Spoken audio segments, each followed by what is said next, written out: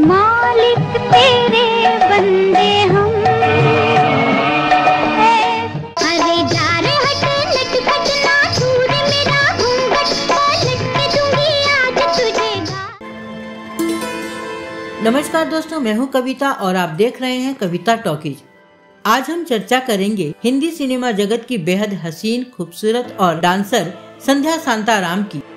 संध्या का जन्म 27 सितंबर 1938 को कोच्चि में हुआ था। संध्या हिंदू मराठी परिवार से थी।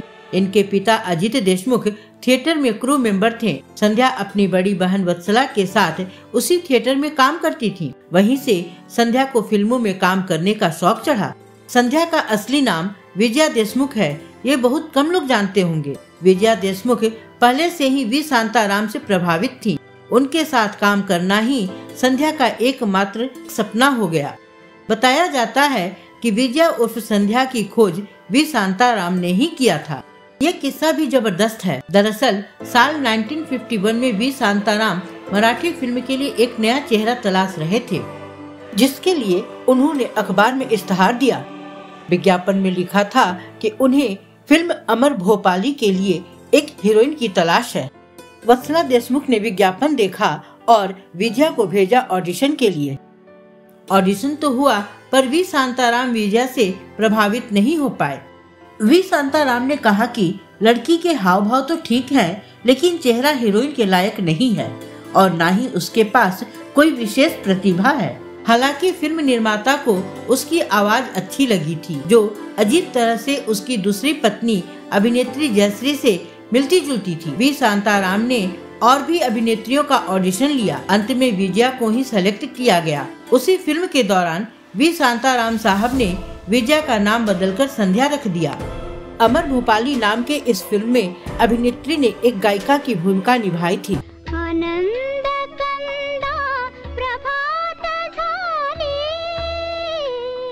अमर भोपाली एक बड़ी हिट फिल्म रही, यहाँ तक कि फिल्म समारोह में ग्रैंड फिक्स के लिए नामांकित भी किया गया। इसके बाद 1952 में दूसरी फिल्म आई परछाई, जिसमें संध्या ने वी शांताराम की दूसरी बीवी जयश्री के साथ अभिनय किया, जो फिल्म की नायिका थी।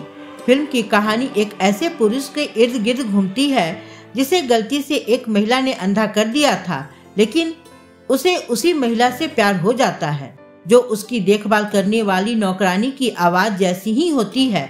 वी शांताराम फिल्म में जयश्री और संध्या की आवाजों की जुगलबंदी दर्शकों के सामने खूब परोसा, जिसे दर्शकों ने बहुत प्यार दिया। फिल्म हिट रही। ये उसी वक्त की बात है जब वी शांताराम और संध्या के प्यार के चर्चे होने लगे थे।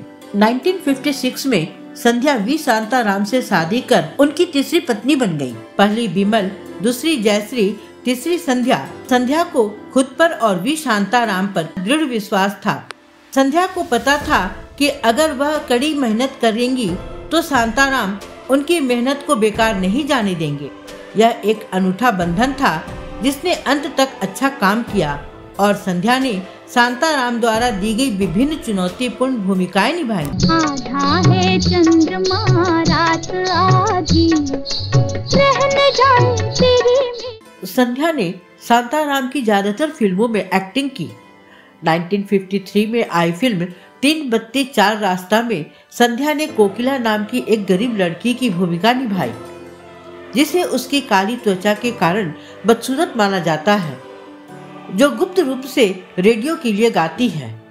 इस रोल के लिए संध्या ने डार्क मेकअप किया था। चांद पे मरकर हाय चकोरा आंखें अपनी फोड़ रहा। 1955 में फिल्म झनक झनक पायल बाजे के लिए वी शांताराम ने पहले वैजंती माला से संपर्क किया, लेकिन वैजंती माला ने यह कहकर उनका ऑफर ठुकरा दिया कि वो कम बजट की फिल्म नहीं करना चाहती। अंत में इस फिल्म के लिए संध्या को ही कास्ट किया गया। वी शांताराम नृत्य सम्राट उदय शंकर की कल्पना के तर्ज पर फिल्म बनाना चाहते थे। फिल्म में डांस करना जरूरी था। संध्या को कथक नृत्य नहीं आता था, लेकिन संध्या ने चुनौती का सामना किया। उन्होंने अभिनेता नर्तक गोपी कृष्ण से कथक सीखा।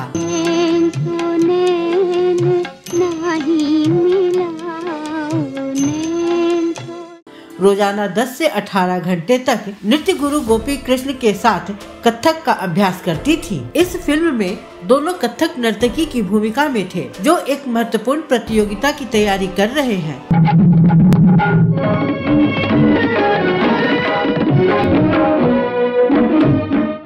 लेकिन जब उन्हें प्यार हो जाता है तो उन्हें अपने नृत्य गुरु के विरोध का सामना करना पड़ता है। फिल्म की शूटिंग के दौरान उनके पीठ में भी चोट लग गई। फिर भी संध्या ने एक टेक में प्रदर्शन किया, जिसने सेट पर सभी को चकित कर दिया।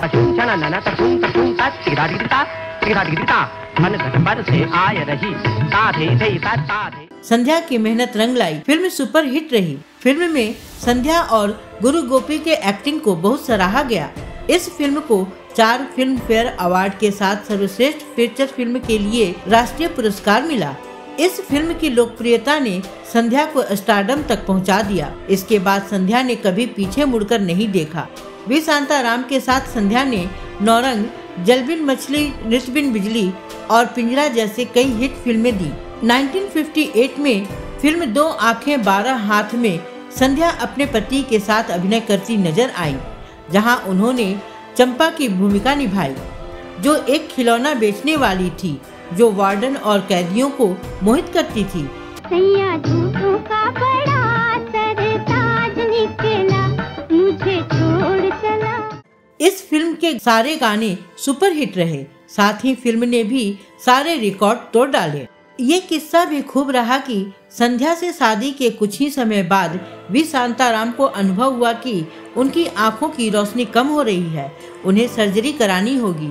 लोगों ने कहा कि देखभाल के लिए एक नर्स रखनी होगी। ये बात सुनते ही संध्या ने कहा कि नर्स की क्या जरूरत है। संध्या ने खुद अपने पति की देखभाल करनी शुरू की। इसका असर भी काफी सकारात्मक रहा। संध्या ने नर्स से भी अच्छा ध्यान रखा और शांताराम जल्दी ही स्वस्थ हो गए। जिस दिन शांताराम की पट्टी खुलनी थी, संध्या ने पूरे घर को रंग बिरंगे ताजे फूलों से सजाया था। फर्श पर खूबसूरत रंगोली बनी थी, हर कोना रंग से सना हुआ था। जब शांताराम ने आंखें खोली तो इतने सारे रंगों को देखकर कहा कि ये तो नौरंग है। वी शांताराम के मुंह से निकला नौरंग शब्द ही उनकी अगली फिल्म का नाम बन गया। 1959 में फिल्म आई नौरंग। फिल्म के मुख्य कलाकार महिपाल और संध्या थे।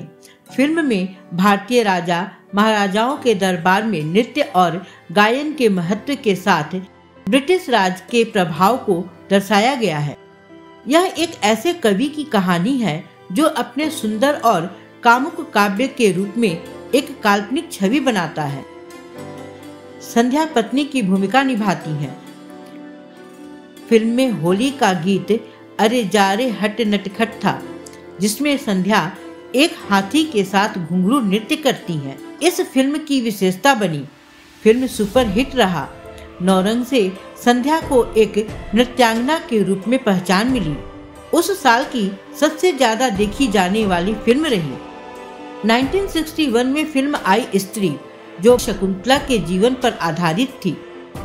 फिल्म में जंगल में शेरों के बीच अपने पुत्र भारत को पालती है। इस सीन के लिए संध्या के पास डबल नहीं था। उन्होंने असल शेर को वश में किया, उससे दोस्ती बढ़ाई और शेरों के साथ पिंजरे में अभ्यास किया।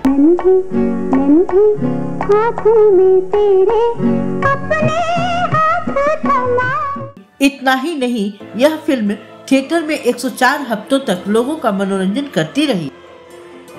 60 के दशक में मशहूर फिल्म मेकर महबूब खान ने अपनी फिल्म के लिए संध्या को अच्छी खासी रकम देने की पेशकश की थी।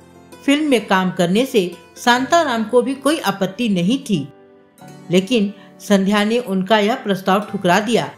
संध्या ने कहा कि वे शांताराम के अलावा वह किसी भी निर्देशक के साथ काम नहीं करना चाहती हैं। उन्होंने अपना पूरा जीवन राजकमल स्टूडियो को समर्पित कर दिया। संध्या का कहना था, मुझे कितना भी पैसा क्यों न दिया जाए, मेरी निष्ठा हमेशा उस संस्था के साथ रहेगी जिसने मुझे प्रसिद्ध बनाया। 1972 में फिल्म पिंजरा संध्या की आखिरी फिल्म थी। पिंजरा जब मराठी में बनी तब पहली बार संध्या के साथ एक्टर श्री राम लागू आए थे। संध्या का चरित्र एक तमाशा करने वाली लड़की का था, जिसे एक स्कूल शिक्षक से प्यार हो जाता है जो उसे सुधारना चाहता है। फिल्म सफल नहीं रही, इसके बावजूद संध्या ने तारीफें खूब बटोरी। वी शांताराम के पहले 2 पत्नियों से बच्चे हुए, लेकिन संध्या को खुद कोई बच्चा नहीं था। उन्होंने वी शांताराम की बाकी संतानों को ही अपनाया। वी शांताराम के जीवन में एक समय ऐसा भी आया जब उन्हें पैसों की सख्त जरूरत थी। उन्होंने दोनों पत्नियों से कहा, आप अपना जेवर गिरवी रख लें ताकि कुछ पैसे जुटाए जा सके। लेकिन पहले से तनाव में रह रहे शांताराम और जयश्री के बीच कुछ ऐसा हुआ जिसके चलते दोनों हमेशा हमेशा के लिए एक दूसरे से अलग हो गए। संध्या ने वी शांताराम के दोनों बीवियों के साथ अच्छी दोस्ती रखी और उनके बच्चों के साथ भी अच्छा रिश्ता रखा। उन्होंने जीवन के हर किरदार को चुनौती से लिया और उसे निभाया भी। उन्होंने वी शांताराम के साथ एक से बढ़कर एक हिट फिल्में दी। आज शांताराम और उनकी दोनों बीवियां जयश्री और बिमला इस दुनिया में नहीं हैं। संध्या उनके बच्चों के साथ मुंबई में रहती हैं और बेहद खुश हैं। संध्या ने फिल्म इंडस्ट्री को अनमोल फिल्में दी हैं। तो दोस्तों, आपको ये वीडियो कैसा लगा, आप हमें कमेंट बॉक्स में जरूर बताएं। अगर आप संध्या के बारे में और कोई जानकारी हमसे साझा करना चाहते हैं तो वो भी कमेंट बॉक्स में लिखें। अब दीजिए अपनी दोस्त और होस्ट कविता को इजाजत। नमस्कार।